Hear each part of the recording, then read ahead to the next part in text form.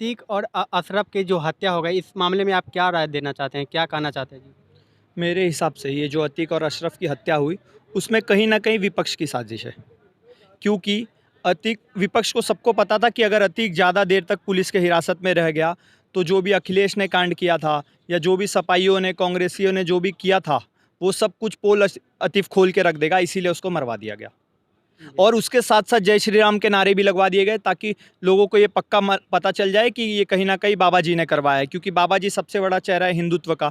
तो कहीं न कहीं हिंदुओं को बदनाम करने के लिए, साथ में बीजेपी को बदनाम करने के लिए ये सब साजिश रची गई है, जो कि अब उन तीनों को पकड़ लिया गया है, हिरासत में ले लिया गया है। अब जैसे-जैसे बाबा जी आगे कार्रवाई बढ़ाएँगे, वैसे-वैसे जो भी विपक्षी दल हैं, उनकी पोल खुलती चली जाएगी। लेकिन ओवैसी तो बीजेपी के ऊपर सवाल खड़े कर रहे हैं कि ये उनकी साजिश है। वो इसीलिए तो अपना वोट बैंक बना रहे हैं बीजेपी वाले, 2024 का रास्ता क्लियर कर रहे हैं। देखो, जो भी हुआ वो कहीं न कहीं इस तरीके से तो नहीं होना चाहिए था। कानूनी प्रक्रिया द्वारा ही उनको सज़ा मिलनी थी, लेकिन कुछ भी हो, रिज़ल्ट अच्छा ही आया। वैसे भी हमारे गीता में लिखा हुआ है, जैसी करनी वैसी करनी। अब इनके ऊपर 100 से ज़्यादा अतीक के ऊपर केस चल रहे थे। पता नहीं कितनों का मर्डर करवाया, कितनी लड़कियों का रेप करवाया, कितने कितने लैंड जिहाद करे, कितने एक्सटॉर्शन करे, कितनी हथियार की कालाबाज़ारी करी। सबका जो भी हिसाब था वो मिल गया इनको। जैसे ये लोगों को मारते थे, कर्मा ने इनको हिट किया, अब इनको भी गोलियां पड़ गई। और साथ में जय श्री राम के नारे भी लगवा दिए गए ताकि कहीं ना कहीं बीजेपी का एंगल थोड़ा बहुत जोड़ दिया जाए। अब आप एक बात बता दीजिए, जैसे ही अतीक मरे, ओवैसी का ट्वीट आ गया, उसके बाद अखिलेश का ट्वीट आ गया और बाकी विपक्षियों के ट्वीट आ गए। जब उमेश पाल मरा था तब कौन से ओवैसी ने ट्वीट किया था, कौन से अखिलेश ने ट्वीट किया था? किसी का ट्वीट नहीं आया। चलो, वो तो निर्दोष था। विकास दुबे जब मरा था, उसकी गाड़ी पलटी गई थी, तब कौन से विपक्षी ने बोला था कि हिंदुओं को मार दिया गया है, हिंदुओं के ऊपर अत्याचार हो रहा है? तब किसी ने नहीं बोला। लेकिन एक मुस्लिम मर गया तो उसको हिंदू मुस्लिम तुष्टीकरण का एंगल देने के लिए ओवैसी ट्वीट करने लग जाते हैं कि ये मुस्लिमों के खिलाफ साजिश हो रही है। अखिलेश ट्वीट करने लग जाते हैं कि एक माइनॉरिटी को टारगेट किया जा रहा है। अरे यहाँ पे हिंदू मुस्लिम नहीं, सबसे पहला जो ये घटना हुआ था, जो बाबा जी ने एक एग्जाम्पल सेट किया था गाड़ी पलटाने का, वो तो हिंदुओं के साथ ही किया था ना। तब किसी के मुंह में जबान नहीं आई थी। अब आप एक बात बता दीजिए, रिकॉर्ड आया है 63% जो भी एनकाउंटर किए वो सिर्फ और सिर्फ हिंदुओं के किए हैं। 37% है वो सिर्फ मुस्लिमों के किए हैं। तो 63% के बारे में कोई बात नहीं कर रहा। इनको पता है कि इनका जो वोट बैंक है वही कट्टरपंथी है, वोट बैंक है हमारे, तो हमें उनके पक्ष में बोलेंगे तो ही जो हमें 2-4 वोट मिलते हैं वो भी मिलेंगे, वरना वो भी मिलना बंद हो जाएंगे। इसीलिए सिर्फ और सिर्फ मुस्लिम मुस्लिम मुस्लिम मुस्लिम बोल के छाती पीट रहे हैं, जो कि कुछ होने वाला नहीं है। बुलडोजर पॉलिटिक्स एकदम हिट है। इसी के दम पे तो 2019 में जीते बाबा जी। 2024 में क्या मुद्दा रहेगा बीजेपी के लड़ाई लड़ने का? 2024 का एक ही मुद्दा है, सिर्फ और सिर्फ विकास।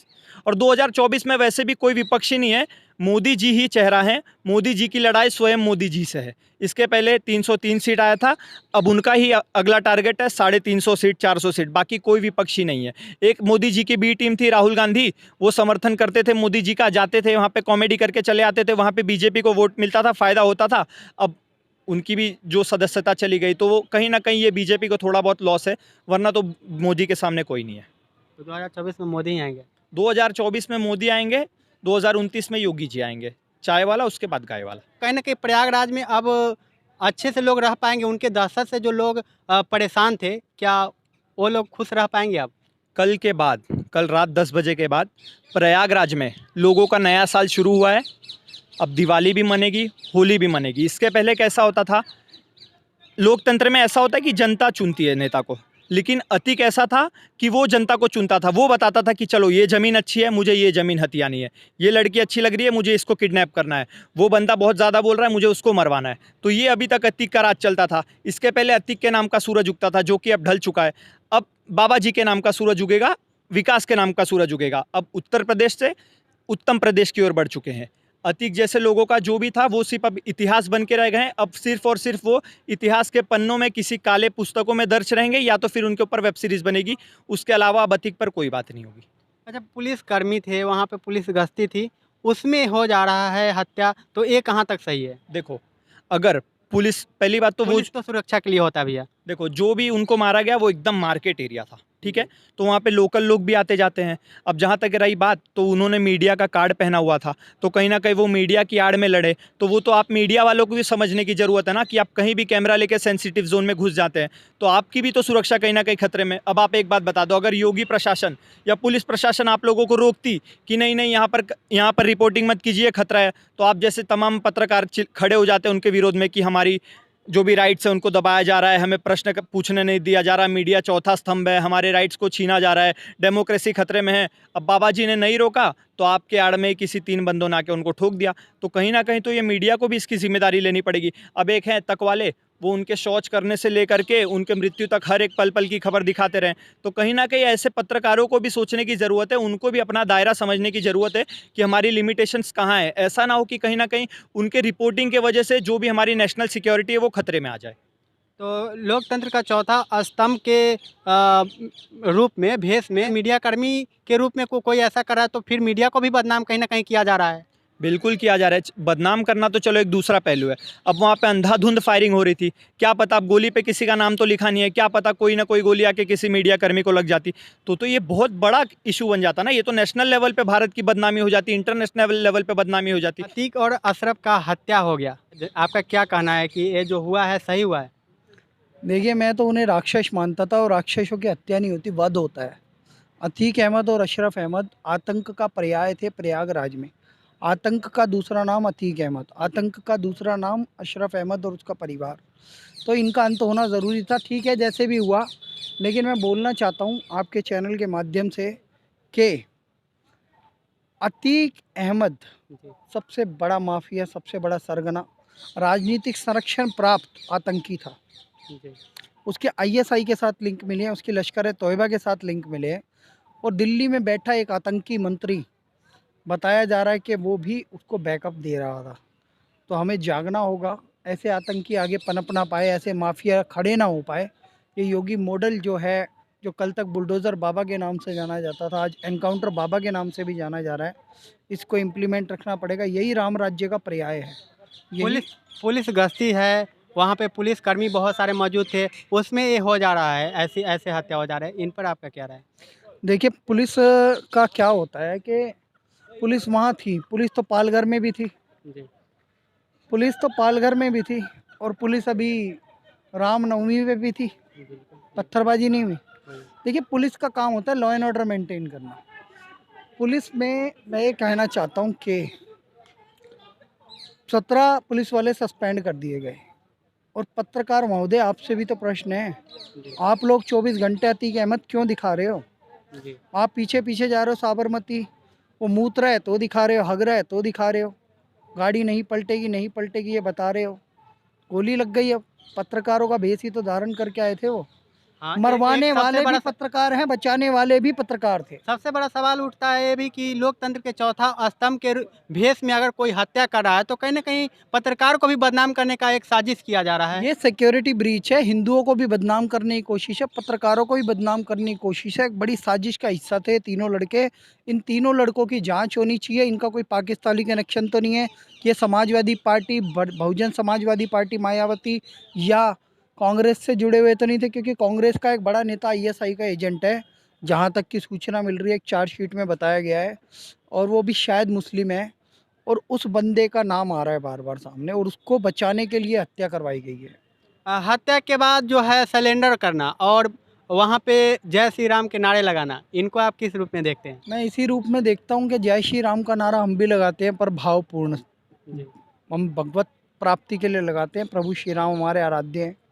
पर इस तरीके से द्वेष की भावना या उसको मारने के लिए स्पेशली लगाना, ये कोई साजिश, एक कॉन्स्पिरेसी की तरफ इशारा करता है।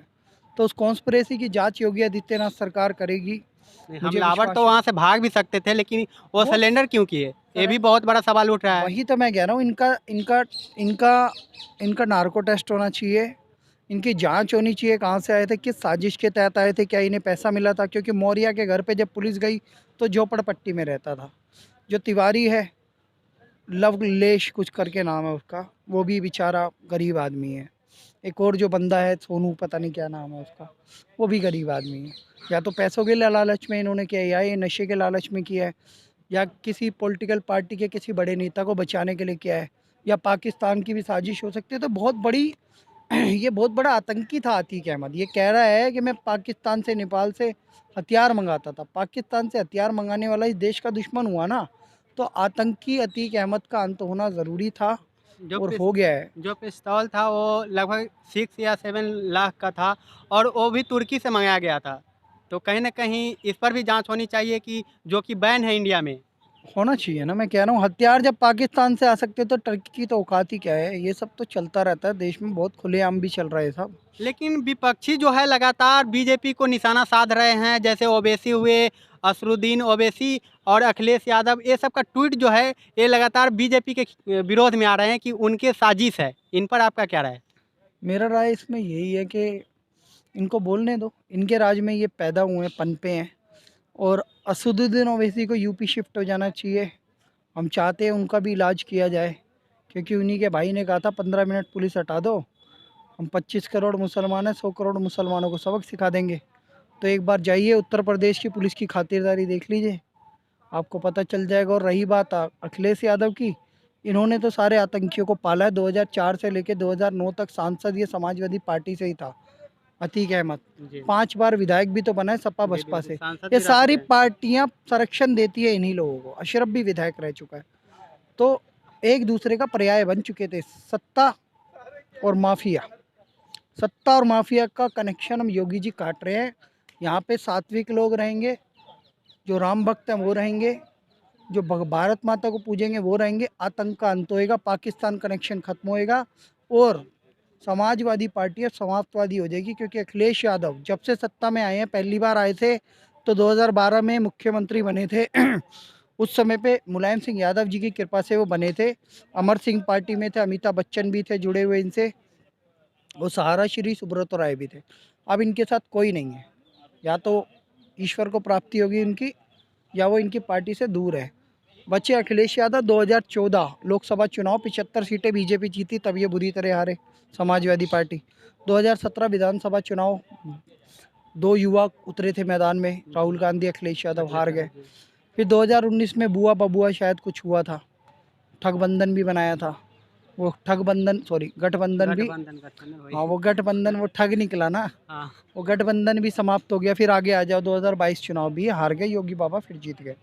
तो मैं इसमें यही कहना चाहता हूँ कि ये सब लोग बोलते रहेंगे, बाबा अपना काम करते रहेंगे। वो अपने कार्यों से जाने जाते हैं और बहुत महान कार्य कर रहे हैं, वो ऐसे आगे बढ़ते रहेंगे। ये आया था महोदय, अखिलेश यादव ने विधानसभा में ललकारा था। क्या कहा था? क्या हो रहा है कानून व्यवस्था का? बम फट रहे हैं प्रयागराज में, उमेश पाल की हत्या हो गई, जवाब दो योगी जी। योगी जी ने कहा कि जिन्होंने उमेश पाल की हत्या कर दी है उनकी हम कमर भी तोड़ देंगे और उन्हें मिट्टी में मिला देंगे। पहले घर तोड़ा, कमर तोड़ना, घर तोड़ा और मिट्टी में मिला दिया, फिर उन्हें मारा और मिट्टी में मिला दिया। यह कार्य निरंतर जारी और जारी रहेगा। तो क्या 2024 का क्या मुद्दा रहेगा? यूपी का जो आतंक है वो कम हुआ है, बिल्कुल, यही मुद्दा रहेगा? सुरक्षा पहले भी मुद्दा था, अब भी मुद्दा है। आतंक का अंत ही सबसे बड़ा मुद्दा रहेगा। और रही भ्रष्टाचार, भुखमरी, बेरोजगारी, गरीबी, ये पहले भी थे अब भी है। इस पे थोड़ा और लगाम लग जाएगा, धीरे धीरे सब ठीक हो जाएगा। अब एआई का ज़माना आ गया, आर्टिफिशियल इंटेलिजेंस का। और करप्शन भी ऑनलाइन जब से हुआ है थोड़ा कम हो गया है। धीरे धीरे धीरे सब ठीक हो जाएगा, पर उसके लिए थोड़ी प्रक्रिया पे फॉलो करना पड़ेगा। योगी जी महाराज बहुत अच्छी सरकार चला रहे हैं। सबसे बड़ा प्रमाण है रामनवमी पे एक भी हमला ना होना राम भक्तों पे, ये इसका प्रमाण है। राम राज्य उत्तर प्रदेश में आ गया है।